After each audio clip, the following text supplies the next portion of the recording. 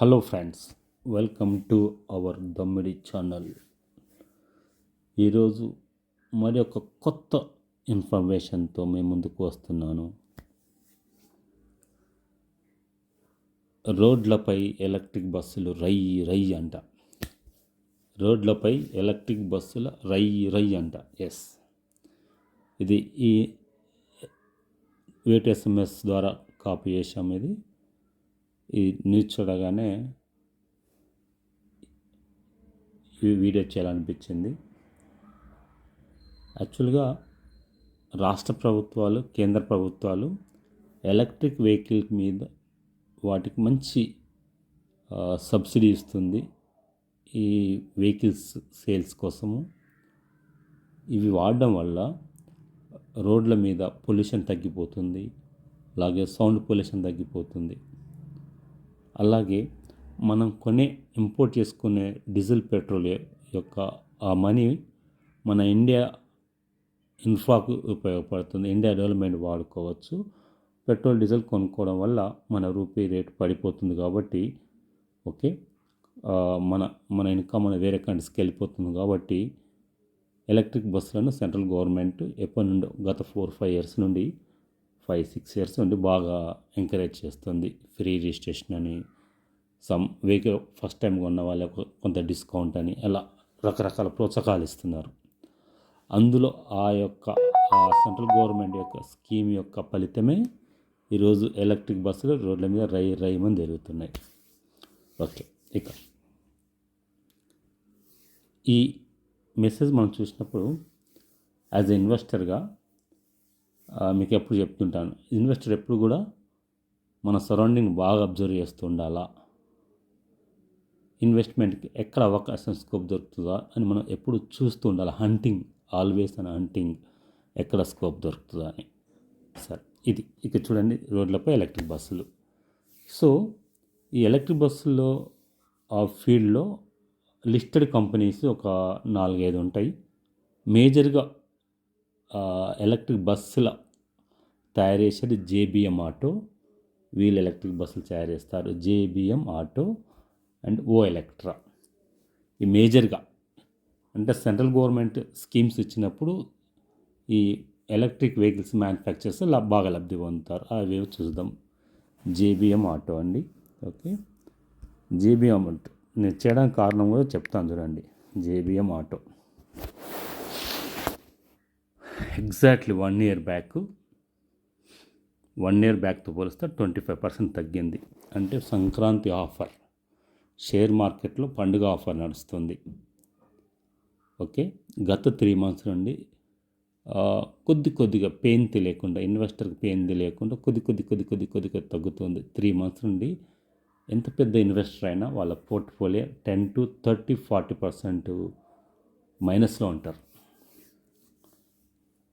Every 3 months నుండి కొద్దిగా తగ్గుతూ వస్తుంది. సో మంచి కంపెనీస్ వాటి యొక్క షేర్ ప్రైస్ చాలా తగ్గిపోయింది. కాబట్టి కొత్తగా ఇన్వెస్ట్ చేసుకునే వాళ్ళకి ఇది మంచి అవకాశం కదా నుంచి పరిగెత్తుకొనకండి. ఇంకొక 10 days ఆగండి. ఈ 10 daysకి ఎందుకు ఆగమన్నానంటే ట్రంప్ యొక్క నిర్ణయాలు తెలుస్తుంది. అట్లాగే మన ఆర్థిక మంత్రి నిర్మలా అక్క గారు వాళ్ళు పెట్టి ఆ బడ్జెట్లో వేటికి ప్రోత్సాహకాలు ఇస్తారు వాటిని చూసి, అట్లాగే ఈరోజు కూడా మన రూపీ 0.6 పడిపోయింది. సో ఇలా అంటే షేర్ మార్కెట్కు అనుకూల వాతావరణం ఇప్పుడు లేదు.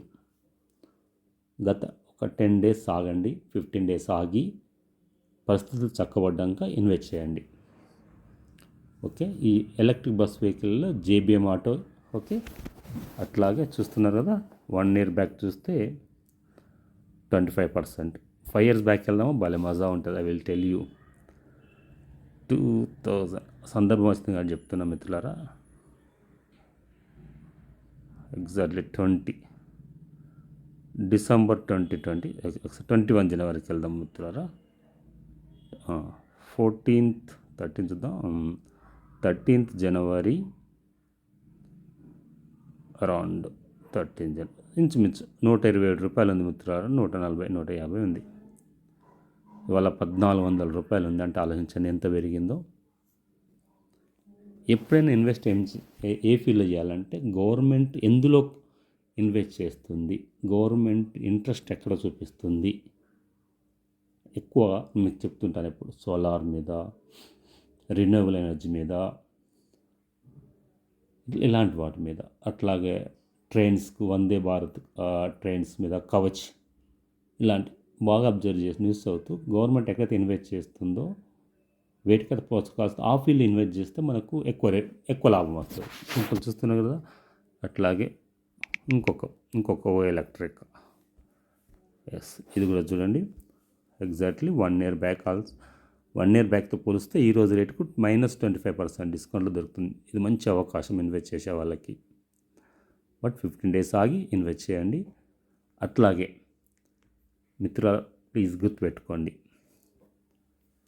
షేర్ మార్కెట్లో ఎంత ఇన్వెస్ట్ చేయాలంటే మీకు ఆ డబ్బులు ఒక 4-5 years దాకా మనకు అవసరం లేదు అనుకున్నప్పుడు ఇన్వెస్ట్ చేయండి. పోయినా బాధపడము, పోయినా మన యొక్క రియల్ లైఫ్లో ఇంపాక్ట్ కాదు. ఓకే, అంత అమౌంట్ ఎంత అయితే ఉందో పోయిందా చెప్పాలంటే సింపుల్, కృష్ణార్పయామి అనుకుంటా పోయింది అనుకొని ఇన్వెస్ట్ చేయండి. అప్పుడు లాభం వచ్చిన నష్టం వచ్చినా మీరు మంచి నిదానంగా టెన్షన్ పడకుండా ఉంటారు. ఓకే, ప్లీజ్ ఇది అడ్వైజ్ గుర్తుపెట్టుకోండి. ఎవరు చెప్పరు మిత్రులారా. పోయినా బాధపడము అనే అమౌంట్ ఎంత అయితే ఉంటుందో అంతనే ఇన్వెస్ట్ చేయండి. పక్కులు చెప్పి నాకు ₹1 ₹100 వచ్చిందంటే నమ్మి అట్లా మీరు అప్పు చేసి లేకున్నా మొత్తం ఇన్వెస్ట్ చేయకండి. ఓకేనా, సిన్సియర్ అడ్వైస్. మీ దగ్గర డబ్బులు పోయినా పర్లేదు, నాకు బాధ కలిగించదు అని కొంత అమౌంట్ ఎంతైతే మీరు అనుకుంటారో, పోయినా కానీ బాధపడము అనుకుంటావో ఆ అమౌంట్ని ఇన్వెస్ట్ చేయండి షేర్ మార్కెట్లో. అగైన్ ఎలక్ట్రిక్గా చూడండి. 5 years బ్యాక్ వెళ్తే